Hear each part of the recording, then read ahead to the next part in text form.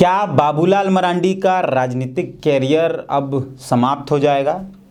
क्या झारखंड के पहले मुख्यमंत्री के राजनीतिक कैरियर पर अब पूर्ण विराम लग जाएगा?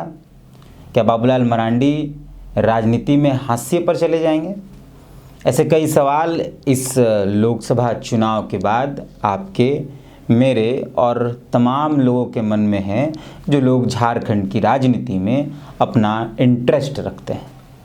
और यह बातें जो लोगों के दिमाग में चल रही है या ये जो सवाल मैंने शुरू में उठाया है, इसके पीछे कई आधार हैं।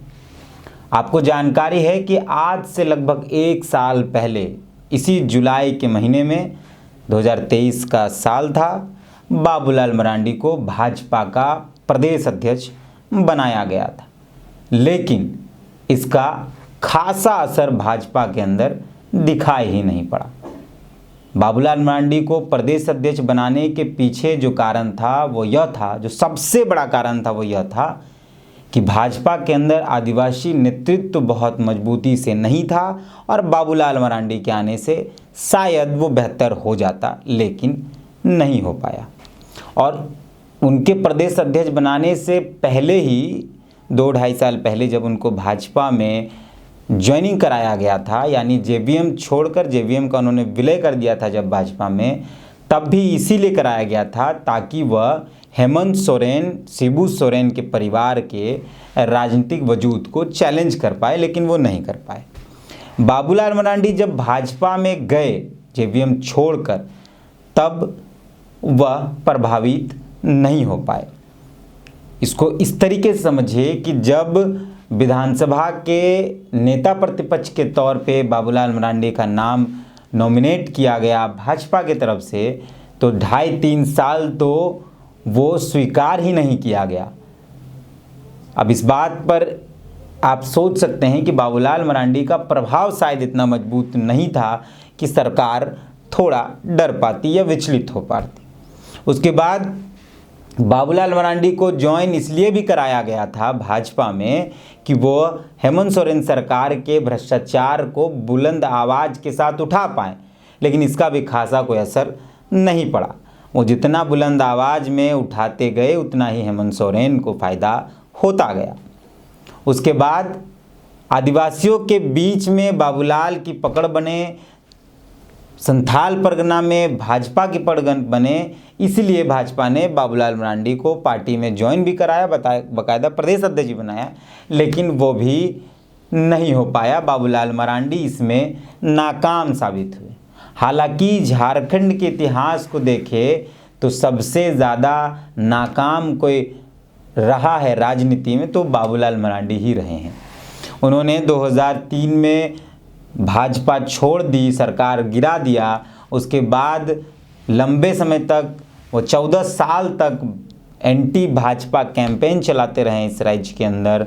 उन्होंने भाजपा भगाओ का नारा दिया, लगातार कभी 11 विधायक, कभी 8 विधायक, कभी 3 विधायक उनके एंटी भाजपा विधायक बने। और फिर अंतिम में 14 साल बाद वह भाजपा में ही चले जाते। तो उनकी असफलताओं की कई कहानियाँ हैं। लेकिन अब जब हेमंत सोरेन, जो इस राज्य के आदिवासी अगुवा, सबसे लोकप्रिय अगुवा हैं, वो जेल से बाहर आ चुके हैं और अब भाजपा का जो आदिवासियों के बीच में पकड़ थोड़ा बहुत भी था वो ख़त्म हो चुका है। उस जगह पर भाजपा का जो नया एजेंडा है वो लगता है कि वो पिछड़ों पर, जो पिछड़ा जो वर्ग है उसके इर्द गिर्द राजनीति करेगी। और जब पिछड़ों के इर्द गिर्द राजनीति होगी तो उसमें बाबूलाल मरांडी का कोई काम नहीं। आपको एक बात की जानकारी दे देते हैं कि बाबूलाल मरांडी ने ही 27% पिछड़ों का जो आरक्षण था उसको कम करके 14% कर दिया था अपने ही शासनकाल में। तो पिछड़ों का मोह भाजपा से भले ही होगा, लेकिन बाबूलाल मरांडी उसमें कहीं फिट नहीं बैठ पाएंगे। उस पूरे सिनेरियो में दलित पिछड़ा वाला जो समीकरण भाजपा बनाना चाहती है, हालांकि यह स्पष्ट तौर पर किसी ने नहीं कहा है, लेकिन उनके बयानों से समझ में आता है। जैसे हेमंत बिश्व शर्मा ने कहा था कि हम जो प्रभारी हैं नए, सब प्रभारी हैं नए भाजपा के झारखंड के, उन्होंने कहा था कि हम 52 सीटों पर जीत दर्ज कर चुके हैं और वहाँ जीत रहे हैं, हम सरकार बना रहे हैं 2024 के विधानसभा चुनाव के बाद। तो 52 सीट वही सीटें हैं जहाँ पे पिछड़ा दलित यानी आदिवासी आरक्षित जो सीटें नहीं हैं 28 के अलावा वही 52 सीटों पर भाजपा बात कर रही। तो इन बातों से यह स्पष्ट अनुमान लगाया जा सकता है कि भाजपा जो है वो पिछड़ा दलित सीटों पर काम करना चाहती है, वहीं पर विधायक बनाकर वहीं से सरकार बनाना चाहती है। अब इन जगहों पर बाबूलाल मरांडी फिट नहीं बैठते हैं। बाबूलाल मरांडी का जो राजनीतिक कैरियर है वो आदिवासियों के बीच में भले ही शुरू हुआ है, वो आदिवासियों के बीच भले ही उठे बैठे होंगे, लेकिन उनकी स्वीकार्यता आदिवासियों के बीच में नहीं। और इसमें दलित ओबीसी वाला जो कॉम्बिनेशन बनेगा उसमें एक ही व्यक्ति फिलहाल जो वर्तमान भाजपा के हैं वो है अमर बावरी, वही फिट बैठ पा रहे हैं। और यही कारण है कि शायद भाजपा अमर बावरी के चेहरे पर दाव खेल सकती है और अमर बावरी इस राज्य के अगले मुख्यमंत्री के तौर पर हो सकते हैं अगर भाजपा की सरकार बनती है तो। हालांकि इसकी संभावनाएं कितनी है वो आप और हम दोनों बेहतर से जानते हैं। हेमंत सोरेन पर भाजपा भले ही जितनी आक्रामक हो, लेकिन बाबूलाल मरांडी की आक्रामकता जब बढ़ती है तो बाबूलाल मरांडी भी कटघरे में घेर लिए जाते हैं आम जनता की तरफ से, जेएमएम के कार्यकर्ता की तरफ से और खुद जेएमएम के कई नेताओं की तरफ से।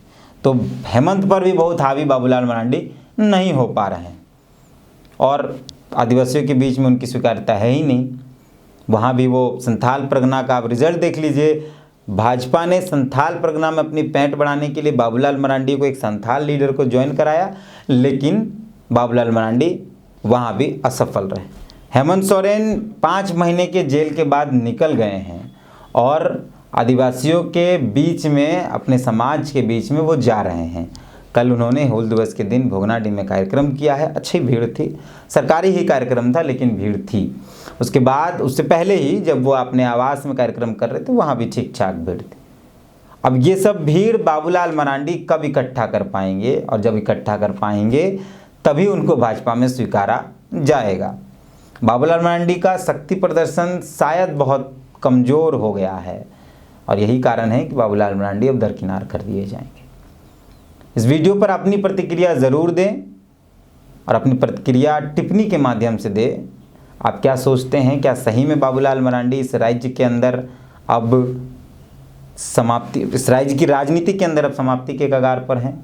क्या बाबूलाल मरांडी का जो सूरज है, राजनीति का जो सूरज है, वो अस्त हो जाएगा या भाजपा बाबूलाल मरांडी के लिए कुछ नया प्लान कर रही? कमेंट के माध्यम से जरूर अपनी प्रतिक्रिया दें। बाकी मिलते हैं। जोहार।